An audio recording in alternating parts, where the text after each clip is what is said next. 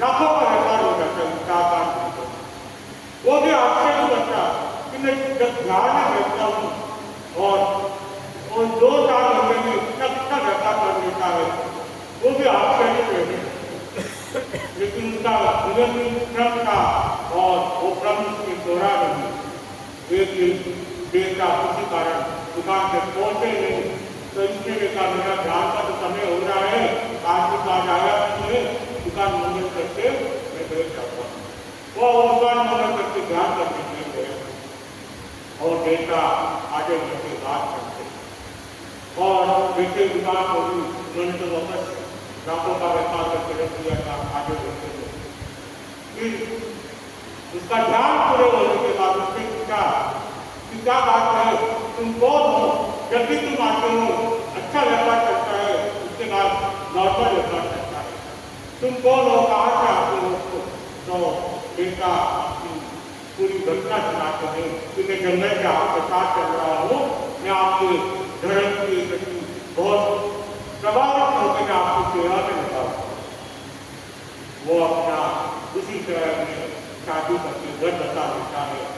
अब घर के तीसरे नंबर की बात आती है, उसको कहा जाता है कि धंधे पे जाता है, काम पे जाता है, घर में डांटा था, छूटा था, डांटा था, और पिताजी ये सब काम मेरे से नहीं होता है, तो घूमता फिरता हो, मत करता हो, काम धंधा करने से नहीं होता है, जो माँ वाले समाज जो है अपने किसी चीज की कमी नहीं है, जाने लगा मतलब वो ऐसे करके काट देता है, रोज उनकी बातें करते हैं।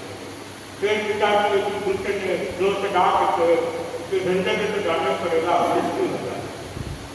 अब आज्ञाकारी कुछ था और उसने देखा पिताजी चाहते रहे, जबरदस्ती कर रहे तो जाना ही चाहिए। उसे जाना था समुद्र से रहा और जब वो समुद्र से वहाँ डाट के पास पहुँचा, उसके नियम दिया हुआ था पूरी उठने के बाद 1 घंटे तक उसे नौका मंत्र का जाप किए बिना पानी की नहीं। अब वो जहाज के पास आ गया, पूरी उठे हो गया, वो सागर नाम का देव था, उसका जहाज था, तो सागर देव को बोला देव आप जाना तो जा सकते हो, मेरे घटना की तो मैं आ नहीं सकता, मेरे नौका मंत्र का जाप करना है, जाप के बिना मैं तो जहाज में बैठूंगा नहीं। तो फिर कोई बात नहीं, हम 1 घंटे बाद जाएंगे, कोई फर्क नहीं पड़ेगा। तो वो 1 घंटा जाप कर सकता है और जहाज निकल जाता है। फिर सागर से जहाज को आगे बढ़ा देते हैं। जब वो जहाज चलता था, मौसम एकदम सही चलता था, जब जहाज बीच समुद्र के बीच आ गया, मौसम बिगड़ गया। जैसे मौसम बिगड़ गया, तूफान की लहरें बहुत तेज हो गई, जैसे जहाज के 2 टुकड़े हो गए, तब पूरा जहाज जो भी जितने भी लोग थे वो डूब गए। एक काबू उसके अंदर था, वो भी डूबने लगे। तो तेज के का जहाँ का एक दूसरा टुकड़ा मिल गया, वो रस्सी का टुकड़ा मिल गया, वो तैरते किनारे आ पहुँचा। किनारे आ पहुँचा, उसने यादाश्त कर ली और ये देखा मैं कौन हूँ, कहाँ से आया हूँ, कहाँ जाना है, उसको सब भूल दिया, अपना नाम ही भूल दिया। बस उसको एक ध्यान का व्यक्तियों का जाप करना है, इसके सिवा उसको कुछ याद नहीं। अब वो जंगल में पहुँच गया, पुराने पहुँचने के बाद जंगल में चोरों को आप व्यक्ति हुई थी, वो क्या कहा जाओ, चलो इनके साथ उड़ल जाता हूँ। वहाँ पे गया, चोरों की टोली के रात उसको धीरे धीरे समझना चाहिए, तो चोरों की टोली है और मैं कहा चोरों की टोली में आ गया, मैं तो मेरे नौकार मंत्री का जाप करने के वो नौकार मंत्री का जाप करने के चोरों का समय हो गया, तो चोरी करने निकल चुके थे, वे अकेला वाके नौकार मंत्री का जाप करने को वो आमतौर पर देखता है कि कोई उसका हाथ था। फिर वही गुजारा, रात को वापस ठिकाने पहुँचे तो उसने पूछा भाई तुम कौन हो, कहाँ से आए हो? वो मेरे घर में कुछ पता नहीं है, मेरे को बच्चे 5 बच्चे आते हुए, उसके सिवा मेरे को कुछ पता नहीं है कौन हो, कहाँ से आया हूँ, और मैं यहाँ पहुँचा हूँ, लेकिन मेरे को पता नहीं। तो चलो कोई यादाश्त नहीं है, ठीक है, क्या है बेटा है। जब उसको समझ में आई कि मेरे को इनके साथ नहीं रहना है, तो अगले दिन फिर उठने के बाद नौकार मंत्री का जाप किया है। इतनी में शहर की ओर जा उससे निकाल उस टोली में चला जाओ, कम से कम कहीं राह मिल जाए मेरे को। तो वो उस टोली के साथ चला गया। वो टोली शहर की ओर जा रही, शहर पहुंच गया। शहर के साथ वो अनजान शहर, ना तो किसी को जानता है ना किसी को पहचानता है कि कहाँ जाओ। वो एक नदी के किनारे जब वो नदी के किनारे बैठ गया वहाँ पे और लंबा मुझसे बचाव करके ऐसे करते करते 2-3 दिन बीत गए और पूरे गांव का नगर देवता, नगर देवता की मृत्यु हो जाती है, उसका कोई पुत्र नहीं होता। अब राजा को चिंता हो गई कि अगर नगर देवता तो मर चुका है, उसका कोई पुत्र नहीं है, तो अब मेरा नगर देवता कौन बनेगा? तो कोई नगर देवता ढूंढना पड़ेगा। और जो नगर देवता उसकी जमीन जायदाद बहुत सारी थी, तो वो राजा ने सोचा नगर देवता तो कोई गए नहीं, कोई लड़का को गोद लेके नगर देवता बना सकते हैं तो इसका पुत्र बना देंगे। तो राजा ने अपने मंत्री को आदेश दिया कि खतनी को तैयार करो, उसको अच्छे से तैयार करो, कपड़े पहनाओ, देने पहनाओ, उसको वरमाला देके गाँव में छोड़ दो और तुम भी उसके साथ जाओ। जिसके गले में वरमाला डालेगी वो नगर देवता का बेटा होता है। अब वो हथनी को तैयार करते हैं और नगर से पुत्र को तलाश में उस हथनी के साथ पूरी सेना साथ में चलती है। हथनी भी ढूंढती जाती है और गाँव का जब देखते हैं चलो नगर देवता का काम हमको मिल जाए, तो कोई हथनी को दूध खिला रहा है, तो कोई केला खिला रहा है, कोई तरबूज खिला रहा है इसको, तो अगर करके उसकी आरती उतारते हैं तो वरना हमारे जगह में डाल दे, हम नगर देवता के पुत्र बन जाए, हम नगर देवता बन जाए। लेकिन वो हमने को खा के नष्ट है, लेकिन किसी के गले में गड़बड़ा डालने नहीं पड़ेगा।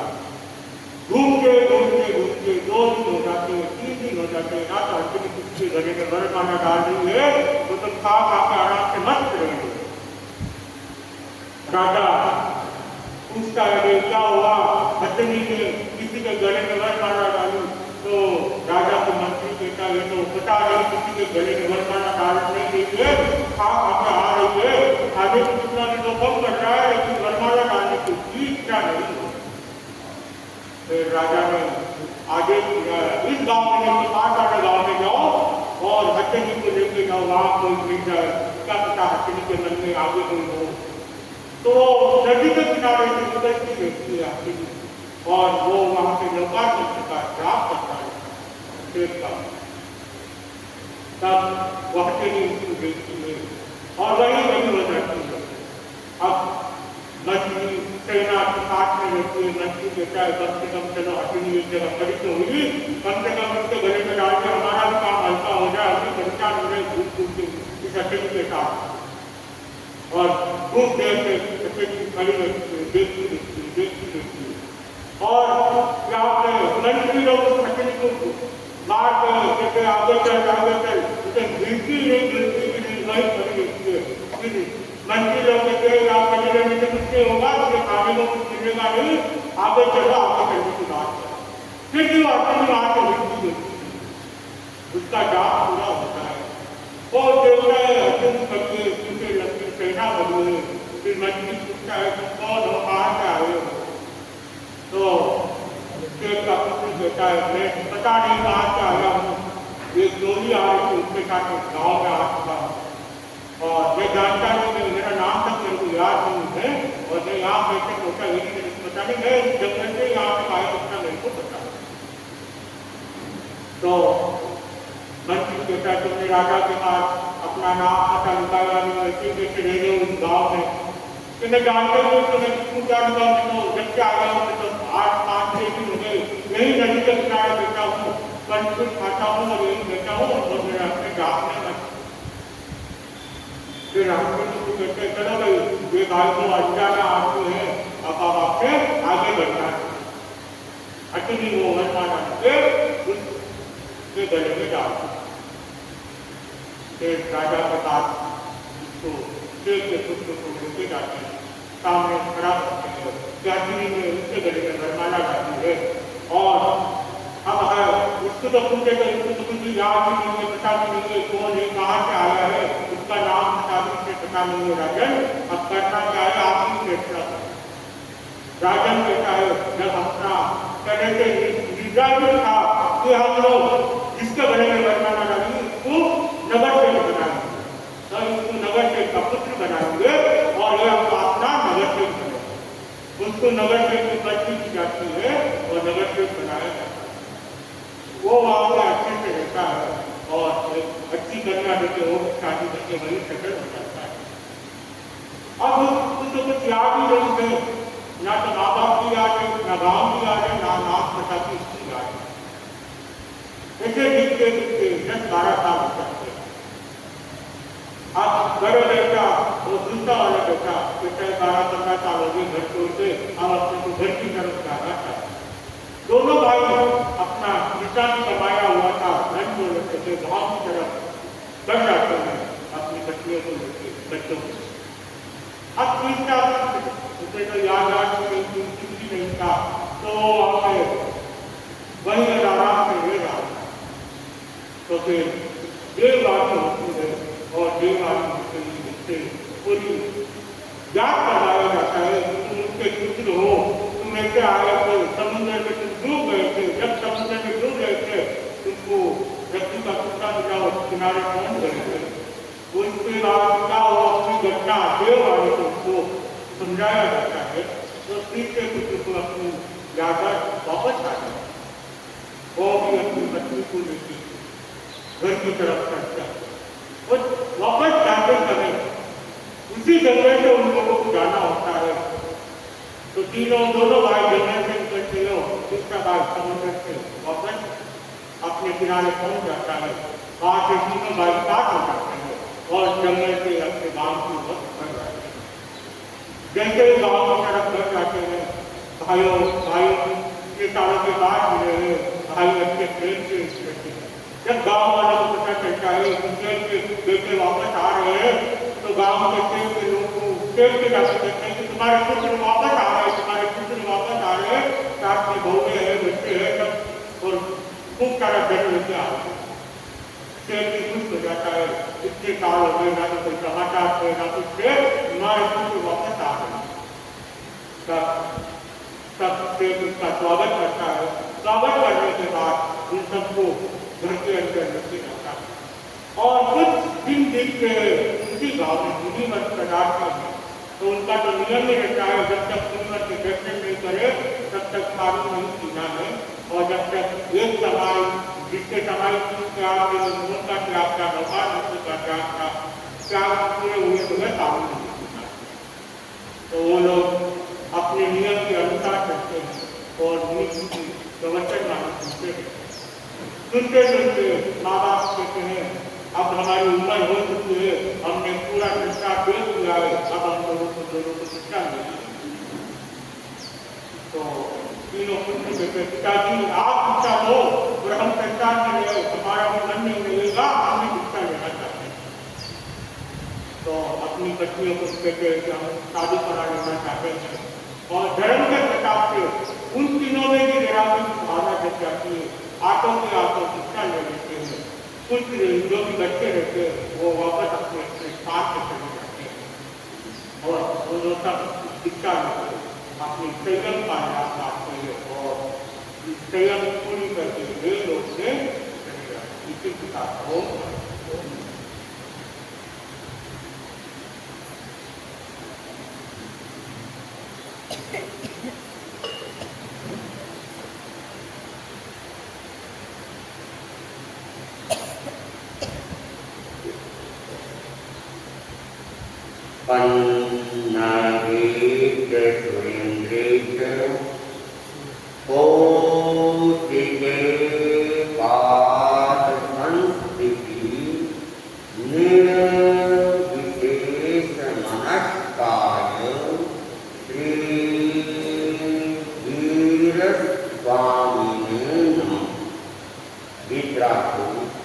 भगवान महावीर को शब्द वंदना।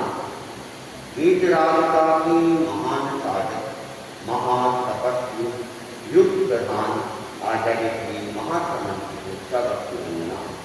मुनि मोक्ष कुमार को उपस्थित प्राप्त करेगा।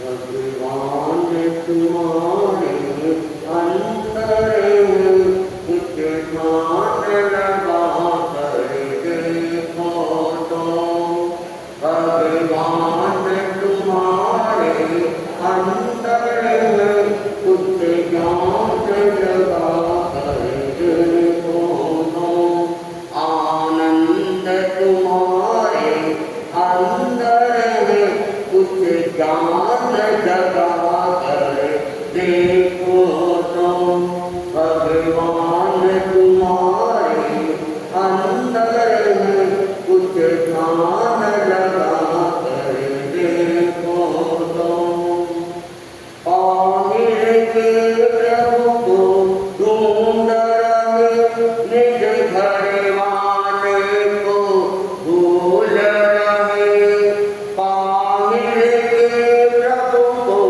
ढूंढ रहे निज घर वाले को भूल रहे तभी तो सत्य नहीं पाया केवल माया में झूल रहे परमार्थ तुम्हारे अंदर पुरुषार्थ जगा कर देखो तो परमार्थ तुम्हारे अंदर पुरुषार्थ जगा कर देखो तो भगवान तुम्हारे अंदर कुछ ज्ञान लगा कर देखो तो निज आत्मा जोड़ी को बोलो धन माल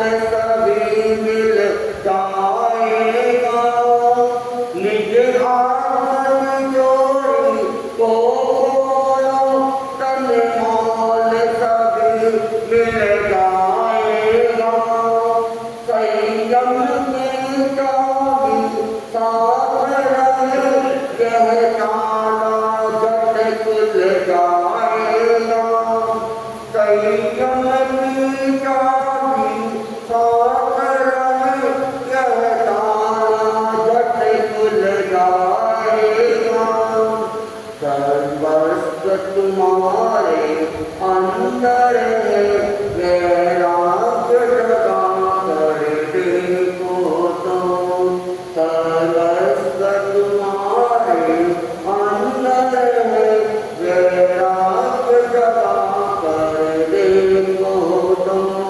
भगवान तुम्हारे अंदर कुछ मान लगा कर देखो तो हे शांति नहीं गिरि कंदर में हे शांति न मस्जिद मंदिर में हे शांति नहीं गिरि कंदर में हे शांति न मस्जिद मंदिर में हे शांति न धरती अंबर में हे शांति न धन के अंदर में बस शांति हृदय के अंदर कुछ त्याग करा कर देखो तो बस शांति हृदय के अंदर कुछ त्याग करा कर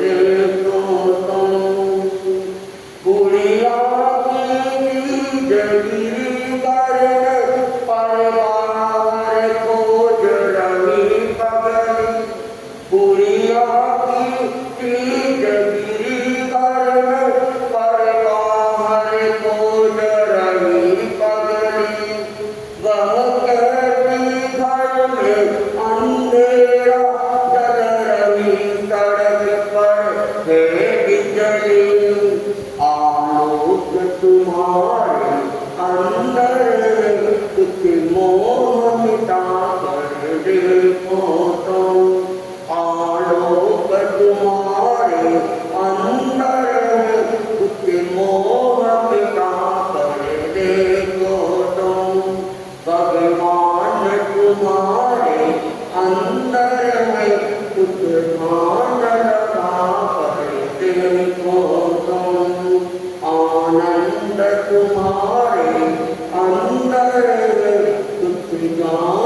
जगा कर देखो तो भगवान तुम्हारे अंदर है, कुछ ध्यान लगा कर देखो तो।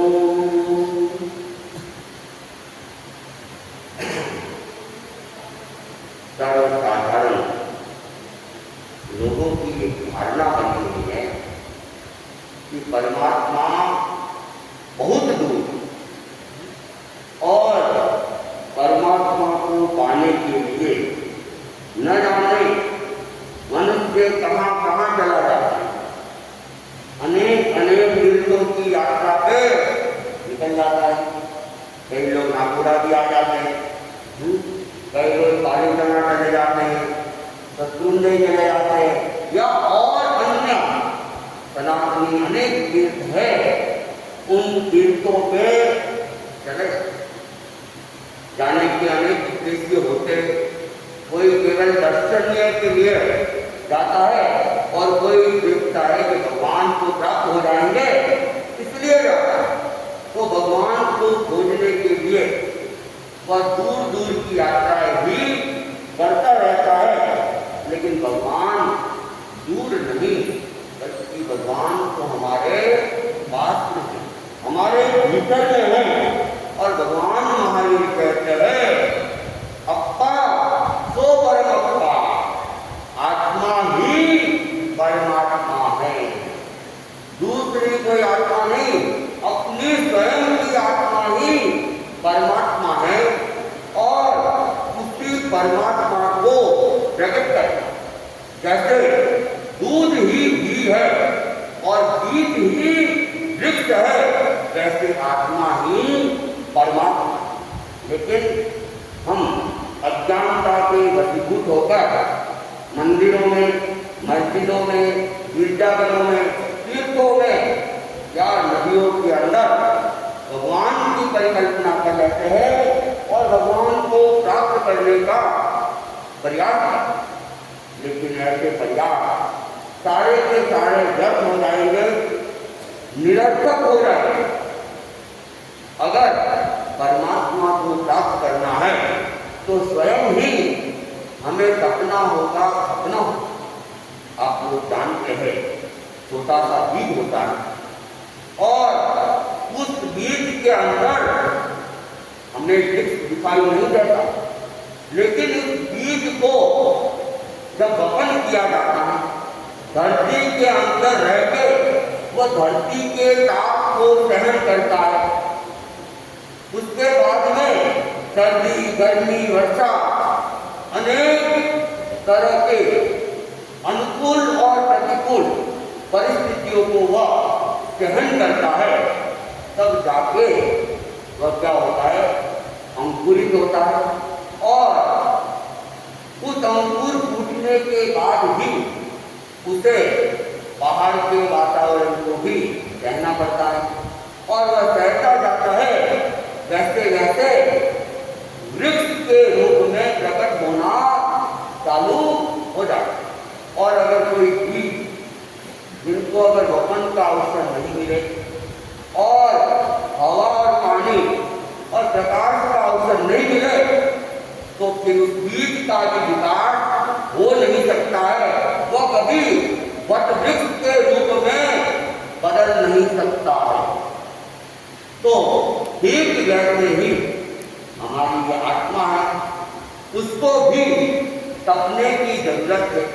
वह जब तपेगी तब जाके और अनुकूल प्रतिकूल जितने भी परिस्थितियां आएगी उसको सहन करेगी, तो जाके हमारी आत्मा शुद्ध स्वर्ण की भांति चमकने लग जाएगी और वह परमात्मा स्वरूप को प्राप्त कर लेगी। लेकिन हम सहन नहीं करेंगे, तपेंगे नहीं, तो फिर आत्मा परमात्मा रूप में नहीं आएगी। उपवास के लिए कहते हैं, तपस्या के लिए कहते हैं, अथाई मास कमन के लिए कहते हैं, महाराज हमारे से तो कुछ होता नहीं है, उपवास भी नहीं होता है, तो खाते खाते तो मुक्ति मिलना बड़ी मुश्किल हो जाएगी। मिल तो सकती है, नहीं मिलती ऐसी बात नहीं है, लेकिन फिर प्रयास ज़्यादा करना पड़ेगा। और व्यक्ति अगर तब के अपने कर्मों को भगा दे तो क्या होगी, आत्मा की शुद्धि हो जाएगी और परमात्मा रूप प्रकट भी हो जाएगा। क्योंकि हमारी इस आत्मा के ऊपर क्या है, कर्मों का आवरण, और उस कर्मों के आवरण के कारण से आत्मा विकसित नहीं हो पा रही है।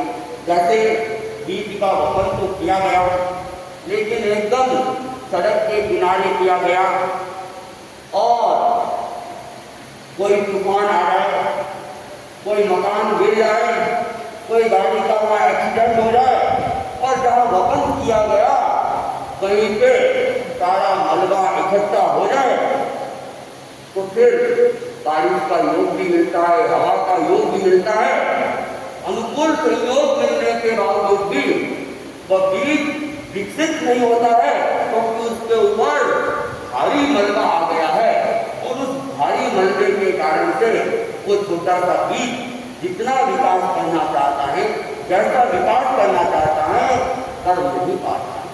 हमारी आत्मा के ऊपर भी वैसे ही 8 कर्मों का भार, 8 कर्मों का मलबा, और उन मलबों में कहते हैं 4 को घनघाटी का है, 4 घनघाटी का है। और जब तक उन 4 घनघाटी कर्मों का मलबा नहीं होता है, आत्मा अपने स्वरूप को प्रकट नहीं कर पाता है। तो अनुकूल संयोग मिलते हैं, प्रतिकूल संयोग मिलते हैं, उन सबको सहना पड़ता है, तपना पड़ता है, तपना पड़ता है, तब जाके आत्मा परमात्मा बन जाता है। कहते हैं कि आत्मा और परमात्मा में कुछ भी अंतर नहीं है। अंतर क्या है? अंतर केवल इतना ही है कि एक कर्मों से बंधी हुई है और एक कर्मों से मुक्त हो गई है। एक दोहे में भी कहा गया है, जिसका जैसा जीव है, जीव तो ही सिद्ध हो, कर्म नैन का आतरा पूजे विला कोई। कि ये हमारा जीव कैसा है? सिद्ध भगवान जैसा ही है, अलग नहीं है। सिद्धों का जीव वैसा ही हमारा जीव है, और जो हमारा जीव है वही एक दिन सिद्ध हो जाएगा। बस अंतर केवल कर्म मैल का है। एक के कर्म का मैल लगा हुआ है, दूसरे के कर्म का मैल लगा हुआ नहीं है। तो जो विरल आत्मा होती है, विरली आत्मा होती है, वह अपनी साधना के द्वारा उस कर्म मैल को साफ कर लेता है और अपने शुद्ध स्वरूप को प्रकट कर लेता है, अपनी आत्मा को परमात्मा के रूप में अवस्थित कर लेता है। बाहर की प्रतिष्ठा नहीं, हम अपने भीतर की प्रतिष्ठा करें। हम बाहर मंदिर बनाते हैं, मूर्तियां लगाते हैं और अनेक तरह से जा जाके उसकी प्रतिष्ठा में, लेकिन उससे कुछ होने वाला नहीं है। वह तो केवल पत्थर की प्रतिमा को प्रतिष्ठित किया जा रहा है, और उस पत्थर की प्रतिमा की प्रतिष्ठा करने से भगवान प्रकट होने वाला नहीं है। क्योंकि जो भगवान सिद्ध बुद्ध मुक्त हो गया है, अजरामर हो गया है, वो वापिस आने वाला भी नहीं है।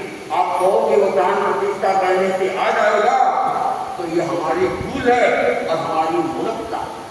और जो हमारे भीतर में आत्मा है, हम अगर तप के द्वारा, जप के द्वारा, साधना के द्वारा अगर हम शुद्ध करेंगे, तो वह अपने आप में परमात्मा रूप में प्रतिष्ठित हो जाएगी और कोई आत्मा होने वाली नहीं है। और कहते हैं कि आत्मा तो वैसे दिखने वाली ही नहीं है, आत्मा बहुत छोटी है। बीज जो होता है वृक्ष का, वह तो हम देख लेते हैं, और जिस छोटे से बीज को देखते हैं उसके हम जब विकसित होता है तो विशाल वृक्ष के रूप में भी हम देख पाते हैं। लेकिन हमारी आत्मा उस बीज से भी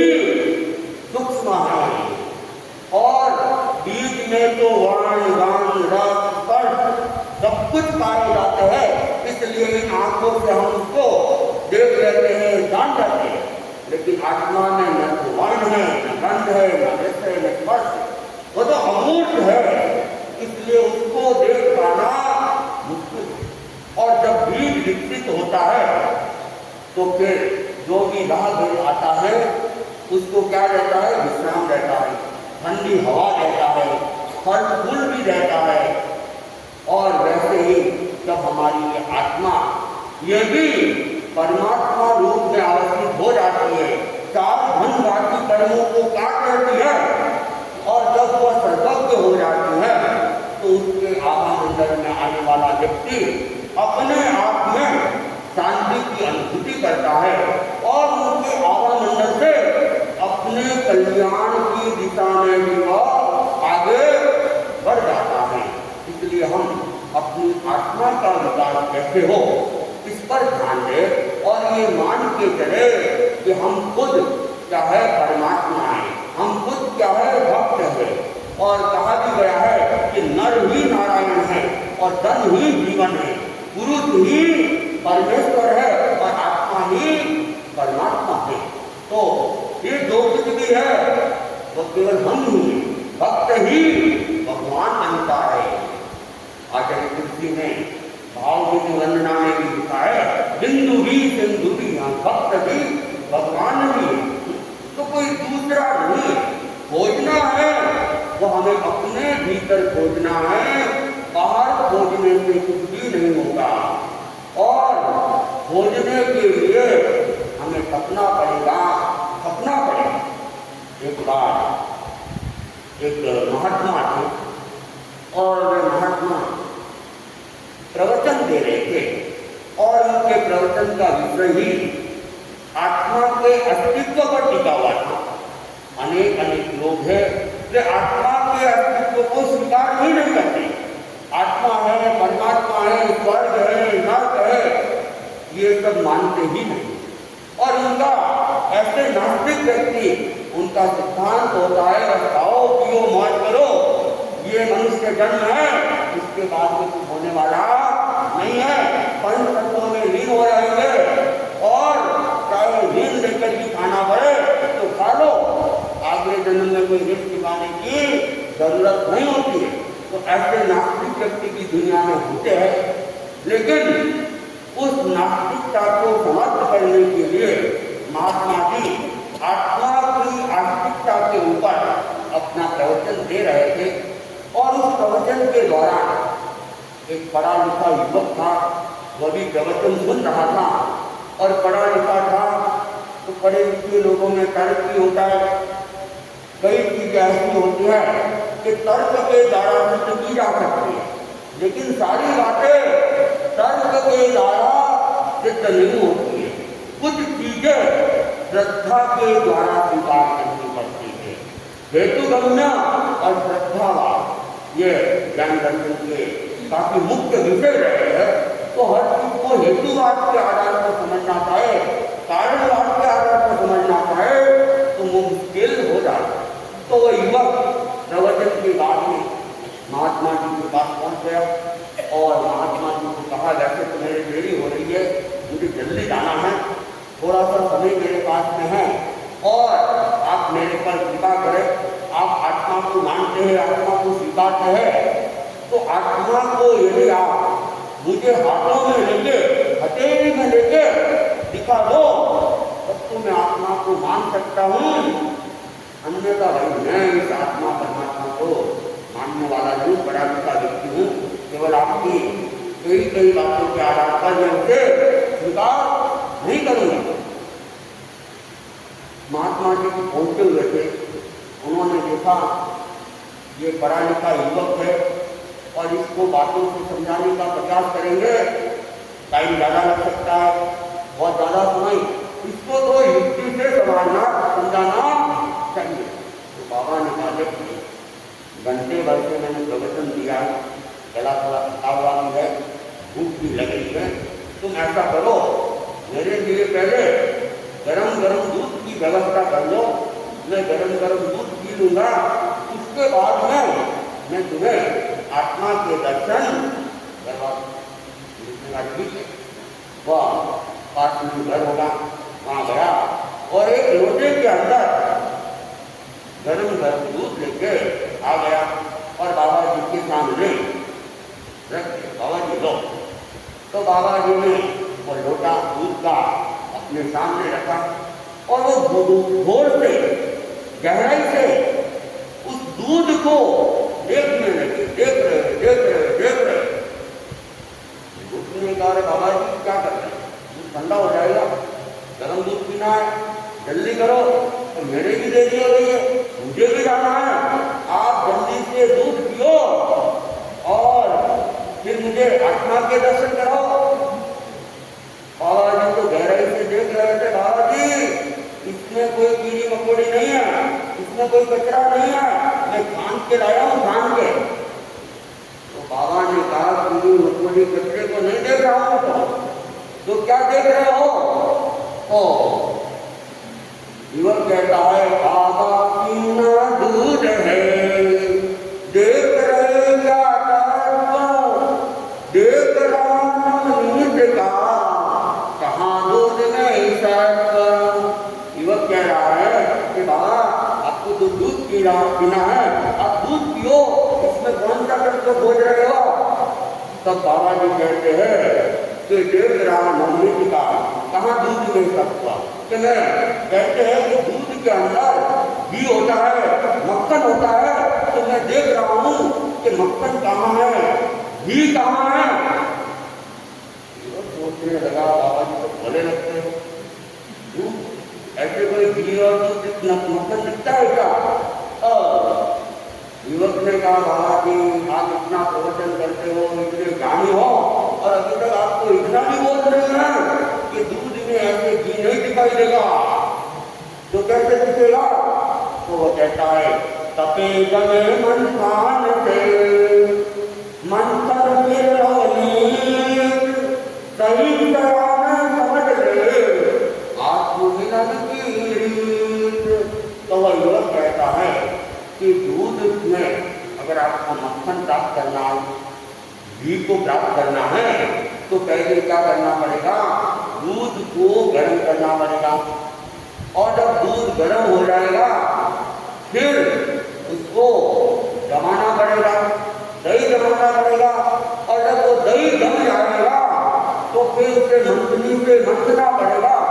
जब उसे मंथनी से मंथेंगे तब जाके नवनीत प्राप्त में आएगा और फिर उस नवनीत को जब आप तपाएंगे तो जाके फिर घी की प्राप्ति होगी।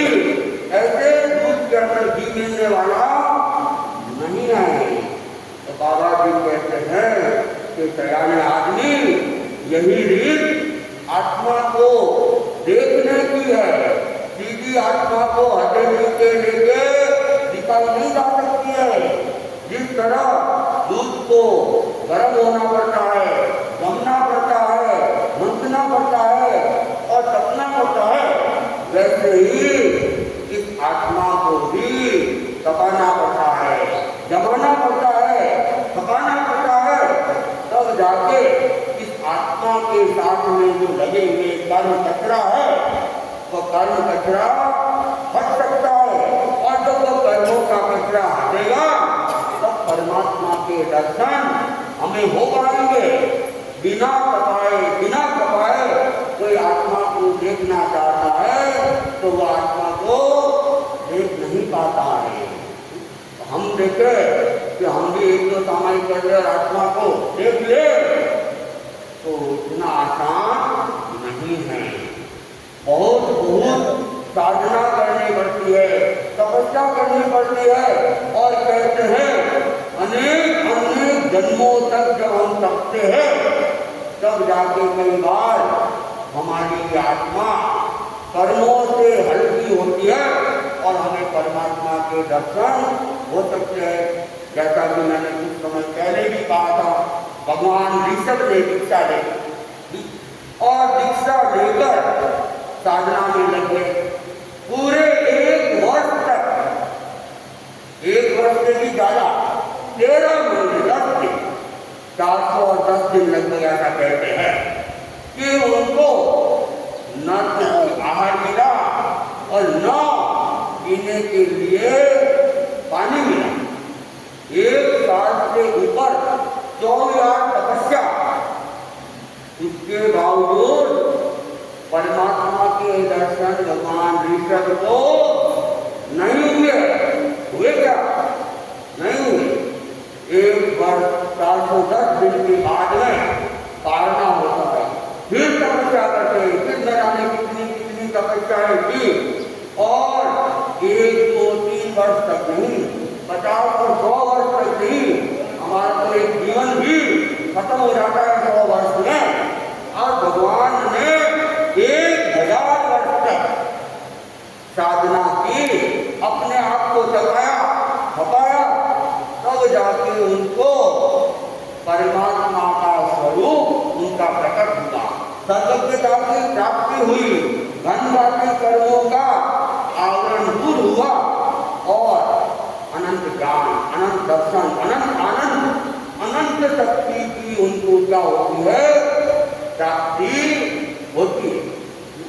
और भगवान महावीर, हालांकि भगवान ऋषभ को तुलना में तो भगवान महावीर को इतना लंबा नहीं खपना पड़ा, लेकिन कहते हैं कि भगवान महावीर ने तो मात्र 12.5 वर्षों में ही केवल ज्ञान प्राप्त कर लिया, लेकिन 12.5 वर्षों के अंदर उन्होंने कितना सहन किया।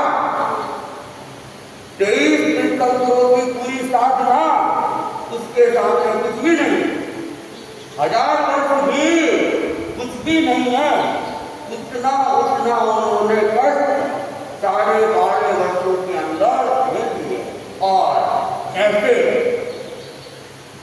कथन आते हैं कि 23 तीर्थंकरों की कर्मों की स्थिति एक तरफ और भगवान महावीर के कर्मों की स्थिति एक तरफ, और दोनों तरह के पालनों को अगर देखा जाए तो भगवान महावीर के कर्मों का परिणाम फिर भी भारी था। 23 तीर्थंकरों की अपेक्षा अकेले भगवान महावीर का परिणाम भारी था, और इसलिए भगवान महावीर चला के कर्मों की उदीर्णा करवा रहे थे और कष्टों को झेल रहे थे। और ऐसे क्षेत्रों में गए कि जानते थे कि वहाँ कष्ट के सिवाय कुछ भी नहीं है, मारेंगे, पीटेंगे, कुत्तों को कटवाएंगे, गालियाँ भी देंगे, लेकिन चला के भगवान महावीर वहाँ जाते हैं और इन कष्टों को देखते हैं, क्योंकि वे जानते हैं मैंने जो कर्म बांधे हैं उसे मुझे भोगना पड़ेगा, तभी मुझे मुक्ति मिल पाएगी। तो इतना जब सत्य है तो फिर हमारी आत्मा परमात्मा रूप में प्रकट हो सकती है। और हम तो क्या है, सपना भी नहीं चाहते हैं, सपना भी नहीं चाहते हैं, तो फिर बड़ा परमात्मा कैसे प्रकट होगा? चातुर्मास का समय आ रहा है, इसलिए आपको बार बार कह रहे हैं। और चातुर्मास में कहते हैं कि तपस्या आराम से हो जाती है, ज़्यादा उसमें भी तपना नहीं करता है, ज़्यादा तपना भी नहीं करता है, मौसम की अनुकूलता रहती है। तो हम आपको बार बार आह्वान कर रहे हैं कि चातुर्मास में अधिकतम ज्ञान दर्शन चारित्र की आराधना हो, और घर घर में तप हो, घर घर में तप। ये एक सूत्र बना दे कि हमारा घर ना तो तप से वंचित रहे, ना हमारा घर जप से वंचित रहे। तो कार्य के उपवास, कार्य के एकासन, साथ साथ घर घर में सूर्योदय से सूर्यास्त तक जब उनके लिए आप अपने नाम लिखवा लें, तो अभी कुछ समय है, सुरेंद्र जी साले क्या 20 भाई बहनों ने अभी तक अपने नाम नहीं लिखवाए हैं। और ये मनुवार की चीज नहीं है, ये तो चढ़ा के जाने की चीज है, चढ़ा के अपना नाम दे। आप हमारे ऊपर एहसान नहीं कर रहे हो, आप अपनी आत्मा के ऊपर एहसान करोगे, अपने घर का वातावरण शुद्ध करोगे, अपनी आत्मा को पवित्र करोगे। इसलिए हमारी तो केवल प्रेरणा है, और आप अधिकतम उपवास एकासन की बारी और साथ साथ में लक्ष्य बनाए कि इस बार हमें 28 करनी है।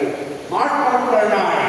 और परसों क्या है, स्वामी जी की तेरह है और हमारे आराध्य है, हमारे प्रथम गुरु है और उनका जन्मदिन है। जन्मदिन के साथ बोधि दिवस भी उस दिन ही है। साथ ही साथ उन्होंने इस धर्म संघ का जो नींव रखी, इस धर्म संघ की जो स्थापना की, वो पूर्णिमा का दिन भी आ रहा है।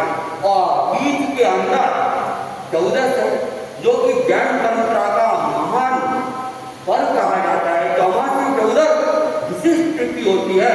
और पुराने जमाने में मैं देखता था कि कितना भी दौरा हो, लेकिन अनेक भाई बहन 4 उपवास करने का जो लक्ष्य रखते थे, अमावस्या 14 लगती, पर्युषण लगता, संवत्सरी और उतरते अमावस्या 14, जिनसे उपवास कठिनाई से भी होते थे, वे भी प्राय देखते थे।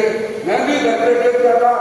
मेरी संसार के मम्मी, उनके सिर बहुत भारी रहता था और उल्टियाँ भी होती थी, लेकिन उसके बावजूद कि 4 उपवास का उनका लक्ष्य, मैंने कई बार देखा, अभी तो शायद वो नहीं होते होंगे, लेकिन वो सिर का दर्द भी था, आधे माथे का भी दर्द था, चाय का नशा भी था, फिर भी 4 उपवास। और अनेक भाई बंधुओं को मैं देखता था कि ये 4 उपवास और इन 4 दिनों में जैन परिवारों की दुकानों की छुट्टी, लेकिन देख रहा हूँ दोनों में ही कमी आ रही है। दुकानों की छुट्टी में भी कमी और तपस्या में भी कमी। हम अपने जैन परंपरा को सुरक्षित रखें, जैन धर्म को सुरक्षित रखें, अपना कुछ बलिदान जैन धर्म की देने का प्रयास करें। तो भाइयों के लिए सुरेंद्र जी सालेका और बहनों में अरुणा जी, और कोई नहीं आया, एक बार ढूंढ लो। हाँ, मंत्री हो आप।